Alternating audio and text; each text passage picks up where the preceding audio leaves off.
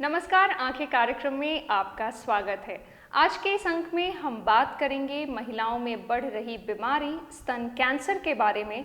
साथ ही दर्शन कराएंगे ऐसे शिवलिंग का जो 108 शिवलिंगों के साथ गौमुखी रूप में माता पार्वती के साथ विराजमान है। और साथ ही साथ चर्चा करेंगे गंगा में बढ़ रहे प्रदूषण पर। हमारी जीवन शैली पर हमारा स्वास्थ्य निर्भर करता है। अगर हमारी जीवन शैली ठीक है तो हम स्वस्थ रहेंगे, और अगर गलत है तो हमें तरह तरह की बीमारियों का सामना करना पड़ सकता है। आज महिलाओं में होने वाले स्तन कैंसर का मुख्य कारण भी हमारी जीवन शैली ही है।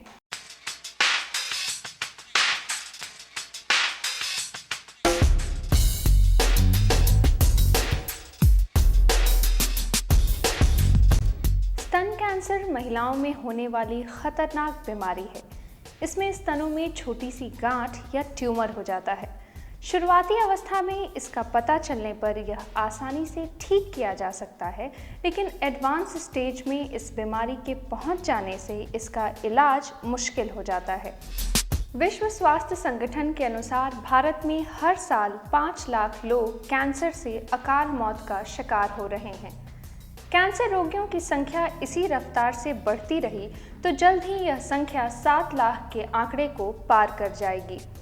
पॉपुलेशन बेस्ड कैंसर रजिस्ट्री के अनुसार भारत में एक साल में करीब 1,44,000 नए स्तन कैंसर के रोगी सामने आ रहे हैं। गलत जीवन शैली और जागरूकता की कमी के चलते भारत में स्तन कैंसर रोगियों की संख्या तेजी से बढ़ रही है।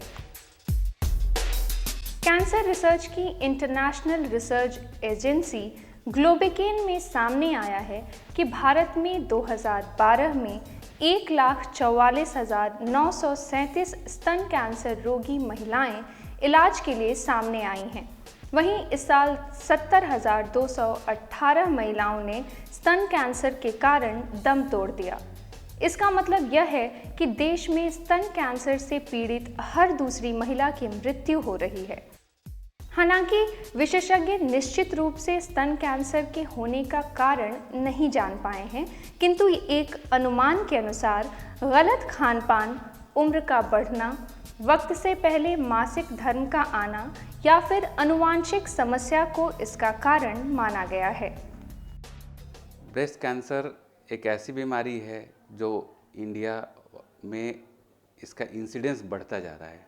इसके नंबर, मरीजों के नंबर लगातार उसमें इजाफा होता जा रहा है। पहले ये बीमारी अमेरिका और वेस्टर्न कंट्रीज़ में ज़्यादा थी, बट आज के दिन में इंडिया में इसका नंबर अच्छा खासा बढ़ता जा रहा है। उसके बहुत सारे कारण हैं। कुछ कारणों को मैं बताना चाहता हूँ जिसकी वजह से यहाँ पे ये चेंजेस आ रहे हैं। पहला कारण ये 2-4 कारणों में एक कारण होता है कि जैसे जैसे हमारा खान पान अच्छा होता जाता है और हेल्दी लाइफ होती जाती है, न्यूट्रिशियस खाना, जिस तरह वेस्ट में लाइफस्टाइल हम फॉलो करने लगते हैं, उसकी वजह से ये उनमें संख्या बढ़ती जाती है, जिसमें हेल्दी महिलाएं इसका एक कारण है। इससे पहले इंडिया में सबसे ज़्यादा जो कॉमन कैंसर था वो था सर्विक्स का कैंसर, बच्चेदानी के मुंह का।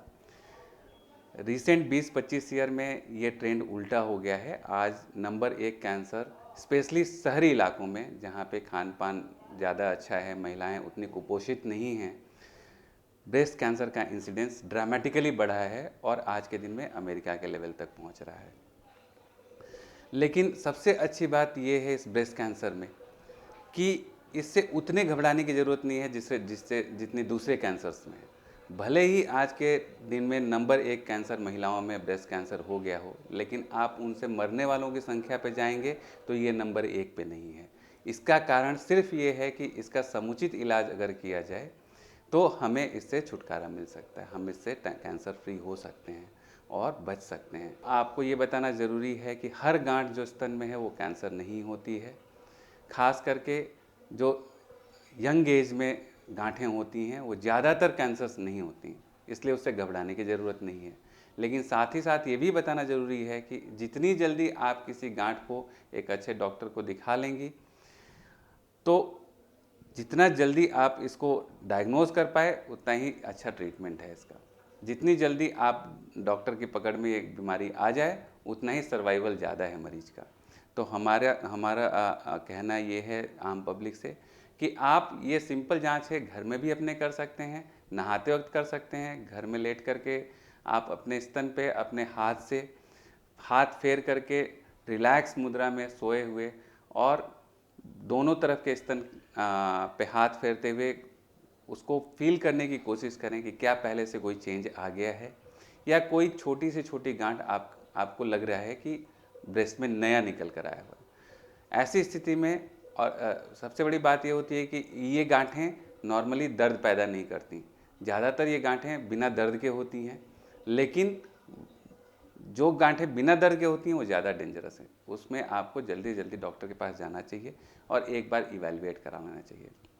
साथ ही अवेयरनेस में ये सबसे ज़्यादा ज़रूरी है कि जैसे ही महिलाएं 40 साल के ऊपर जाती हैं 45 साल तक, तो मैमोग्राफी करके एक आपका टेस्ट होता है जिसमें बहुत सारी ऐसे कैंसर, ब्रेस्ट कैंसर जो बहुत छोटे स्तर पे हैं उनको डायग्नोज किया, जिनको हम हाथ से देख करके नहीं खोज पाते हैं, उसको भी वो मैमोग्राफी पकड़ लेता है। वैसे में एडवाइसेबल ये है कि साल में एक बार आप मैमोग्राफी अगर करा लें तो इस बीमारी को बहुत ही अर्ली स्टेज में पकड़ सकते हैं और बिना किसी परेशानी के उसका इलाज किया जा सकता है। भारत में महिलाओं में कैंसर के कुल मामलों में 27% मामले स्तन कैंसर के होते हैं। इसका मुख्य कारण है जागरूकता का अभाव। स्तन कैंसर का खतरा महिलाओं में 30 वर्ष के बाद बढ़ जाता है, जो आगे चलकर 50 से 64 वर्ष की उम्र में भी हो सकती है। एक आंकड़े के मुताबिक हर 28 में से किसी एक महिला को जीवन काल में कभी न कभी स्तन कैंसर होने का अंदेशा रहता है। दोनों ब्रेस्ट का साइज बराबर होना चाहिए। अगर वो कम या ज़्यादा होता है उस समय में भी सावधानी की आवश्यकता होता है। अगर पलपेट करने के लिए दोनों हाथ से पलपेट किया जाता है, एक नीचे का सहारा देके, और उसके बाद समूचा देखना चाहिए। नहाने के समय हर एक महिला को अपना ये देखना चाहिए, साबुन लगाने के पहले वो इसको देखें, क्योंकि ये उसी हालत में पता चलेगा। क्योंकि कोई ज़रूरी नहीं है कि आपको दर्द होगा, कोई ज़रूरी नहीं है कि कोई सिम्टम्स आएगा। सिम्टम्स तब आता है जब पूरा बीमारी फैल जाता है, और उसमें 2-3 कंडीशन ऐसे होते हैं जिसमें कि आपको डिफ्रेंशिएट करना पड़ेगा कि बीमारी है, कोई इन्फेक्शन है या कैंसर है।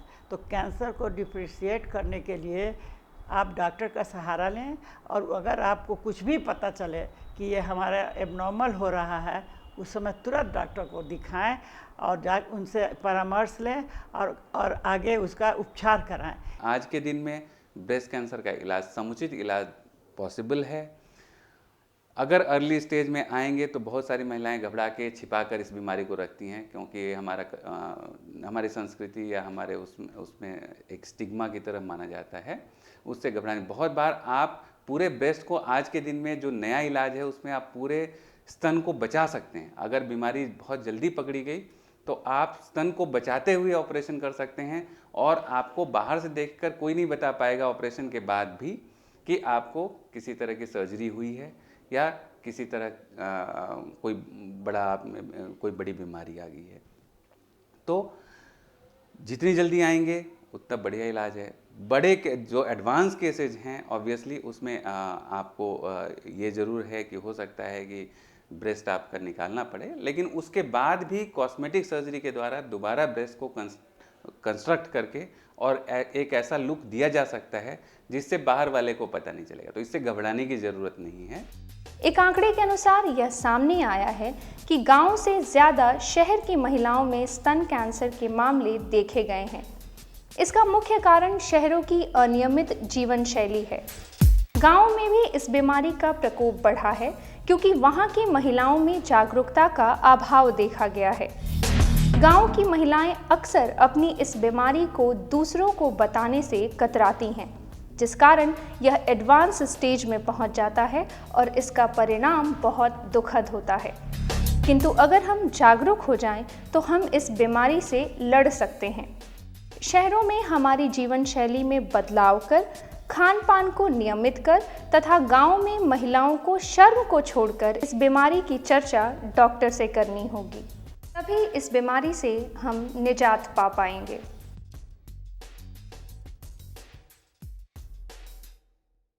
अगर हमें इस बीमारी से बचना है तो हमें अपनी जीवन शैली में बदलाव लाना ही होगा, नहीं तो यह भयावह रूप भी ले सकती है।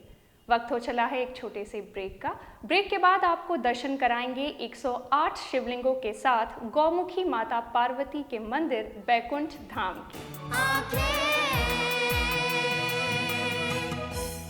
ज्ञानस्थली हाई स्कूल, जहां दी जाती है हाईटेक क्लास की फैसिलिटीज, खेलने की सुविधा, स्मार्ट क्लास की सुविधा, लेटेस्ट किताबों वाली लाइब्रेरी की सुविधा, लैब की सुविधा,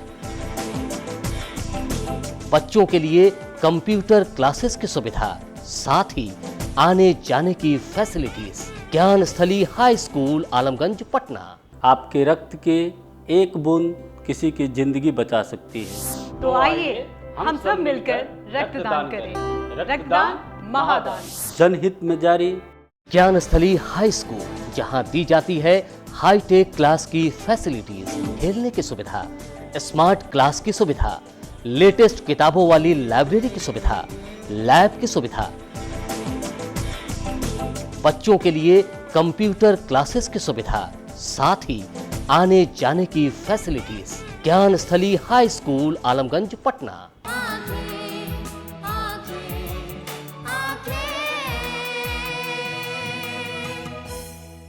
बिहार में भगवान शिव के तो अनेकों मंदिर स्थित हैं, किंतु पटना से कुछ दूरी पर बैकटपुर गांव में गंगा किनारे गौरी शंकर का एक ऐसा प्राचीन तथा ऐतिहासिक मंदिर अवस्थित है जिसकी चर्चा आनंद रामायण में भी की गई है। आइए देखते हैं क्या है इस मंदिर का इतिहास।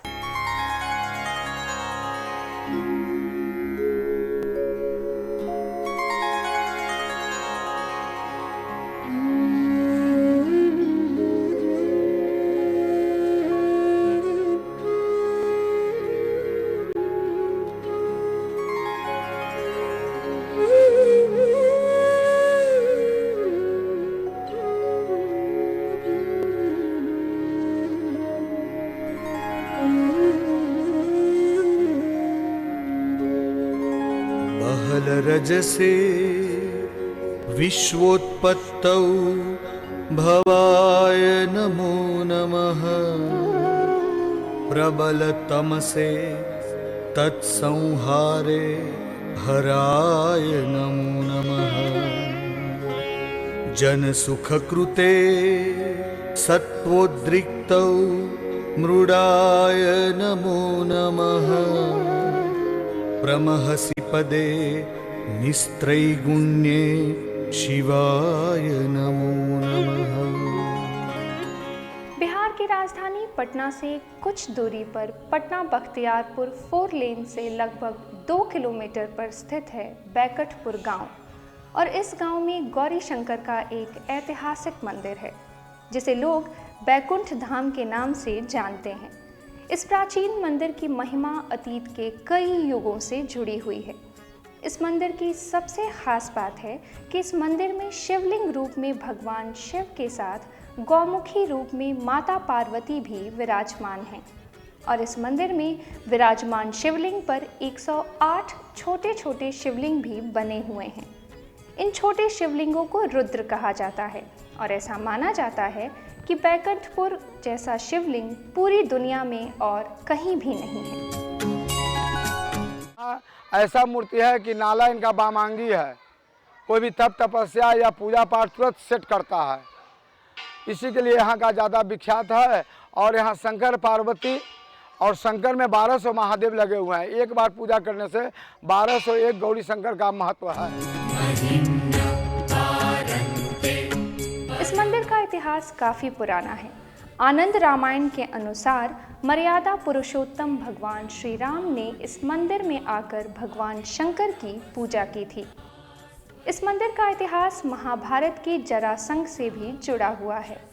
मान्यताओं के अनुसार जरासंध भगवान शंकर का बड़ा भक्त था। जरासंध रोज इस मंदिर में राजगृह से पूजा करने आता था। ऐसा कहा जाता है कि इसी बैकुंठनाथ के आशीर्वाद से जरासंध को मारना असंभव था। कहा जाता है कि जरासंध हमेशा अपनी बांह पर एक शिवलिंग की आकृति का ताबीज पहना करता था। भगवान शंकर का वरदान था कि जब तक उसके बांह पर शिवलिंग रहेगा तब तक कोई उसे हरा नहीं सकता है।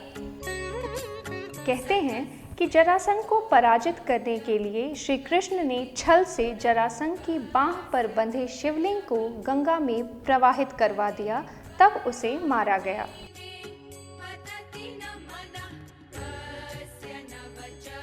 16 बार तक के कृष्ण भगवान हार गए। 17वां बार में हार जीत का बात था तो कृष्ण भगवान नारद जी से पूछे कि भगवान किससे, मतलब वैकुंठ वन मंदिर में जो है वहाँ कृष्ण भगवान यहाँ आए और पूजा किए। नारद जी से पूछे कि किसके बदौलत विजय करते हैं, तो नारद जी ने बताया कि वैकुंठ वन में गौरी शंकर महादेव हैं, उन्हीं के आराधना से विजय करते हैं। वही कृष्ण भगवान यहाँ आके पूजा किए, पूजा करके निकले, जैसे ही गेट पर गए कृष्ण भगवान का रथ आके लग गया। लग जाने के बाद यहाँ पर जो है दोनों आदमी का मिलान हो जाता है, जरासंध का और कृष्ण भगवान का। फिर यहाँ से जो है वो गए राजगीर और कहें कि भाई मतलब अब तो हमारे जाएंगे, यहाँ पूजा किए। पूजा करने के बाद कृष्ण भगवान आशीर्वाद लेके निकले। जैसे ही जरासंध भीतर गए, पूजा आराधना किए और करने के बाद आशीर्वाद मांगे तो शंकर भगवान मौन धारण धर लिए। तो उनको आभास हुआ कि अब हम मारे जाएंगे, हमको बचाने वाला कोई नहीं है। फिर यहाँ से राजगीर गए और राजगीर जाने के बाद वो अपने बाजू पर से उखाड़ करके शंकर भगवान को नचा के ढकमसा पर फेंक दिए। तो चले गए कौड़िया खाल गंगा जी में, बैकुंठपुर मंदिर से 1 किलोमीटर पश्चिम जाके कौड़िया खाल गंगा में गिर गए। वह हजारों वर्ष जंतर रूपी शंकर भगवान वहाँ गंगा में रह गए। जरासंध की बांह पर बंधे शिवलिंग को जिस जगह फेंका गया उसे कौड़िया खाड़ कहा गया।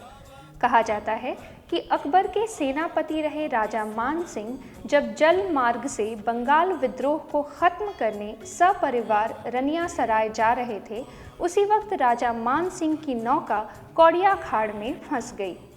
काफ़ी प्रयास के बाद जब राजा मान सिंह की नौका कौड़िया खाड़ से नहीं निकल सकी तो पूरी रात मान सिंह को सेना सहित वहीं डेरा डालना पड़ा।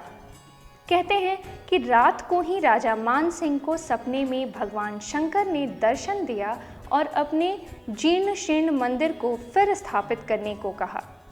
राजा मान सिंह ने उसी रात मंदिर के जीर्णोद्धार का आदेश दिया और उसके बाद यात्रा शुरू की और बंगाल में उन्हें विजय प्राप्त हुई। इसी रास्ते से अकबर के सेनापति मान सिंह जा रहे थे। उनको स्वप्न हुआ कि तुम क्षत्रिय कुल के बालक हैं, बहुत दिन से जल में गिरे हुए हैं, निकाल कर पुनः प्राण प्रतिष्ठा यहाँ करो। कहीं राजा मान सिंह बोले कि हम जा रहे हैं बंगाल रनिया सराय, उधर से विजय करके लौटते हैं, तब आपका प्राण प्रतिष्ठा हम करेंगे। फिर वहाँ गए तो जो काम 6 महीना में होने वाला था वो 2 महीना में उनका विजय हो गया। वहाँ से वापस आकर के यहाँ पर वहाँ शंकर भगवान का फिर दोबारा प्राण प्रतिष्ठा करवाया गया और बैकुंठ वन से नाम इनका बैकुंठपुर हुआ। अब बैकुंठपुर से लोग बैकटपुर कहते हैं। वैसे तो हमेशा श्रद्धालुओं का आना जाना इस मंदिर में लगा रहता है, लेकिन श्रावण माह में यहाँ आने वालों की संख्या लाखों में पहुँच जाती है। इस मंदिर में लोग शादी, मुंडन, छेका तिलक करवाने भी पहुँचते हैं।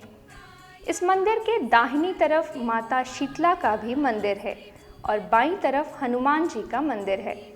मंदिर के उत्तर में गंगा हुआ करती थी जो आज कुछ दूरी पर चली गई हैं। मंदिर के दोनों किनारों पर 2 कुओं का निर्माण हुआ है। कहा जाता है कि लोग इससे छलांग लगाकर गंगा में निकला करते थे। इस मंदिर के द्वार पर एक तरफ नंदी तथा दूसरी तरफ गणेश की प्रतिमा स्थापित है। मंदिर के प्रांगण में एक पुराना खीरी का पेड़ भी है। यह कितना पुराना पेड़ है यह कोई नहीं जानता। मान्यताओं के अनुसार मुख्य मंदिर भगवान विश्वकर्मा के द्वारा तथा मंदिर का अगला भाग राजा मान सिंह के द्वारा बनवाया गया है। मंदिर के अंदर गुंबज पर शिव पुराण का इतिहास एक कहानी के रूप में दर्शाया गया है।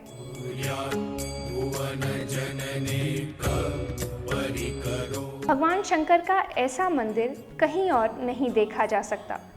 बैकुंठपुर का यह गौरी गणेश मंदिर विश्व का इकलौता मंदिर है जहां एक ही शिवलिंग में 108 शिवलिंग विराजमान हैं।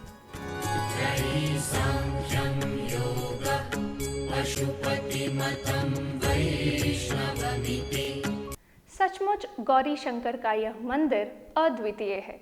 आपको हमारा कार्यक्रम कैसा लगा हमें ज़रूर बताएं। हमारा ईमेल आईडी है lmcankhe2017@gmail.com। आज के लिए बस इतना ही। अगले अंक में हम फिर मिलेंगे कुछ नए मुद्दों के साथ। तब तक के लिए हमें दीजिए इजाज़त। नमस्कार।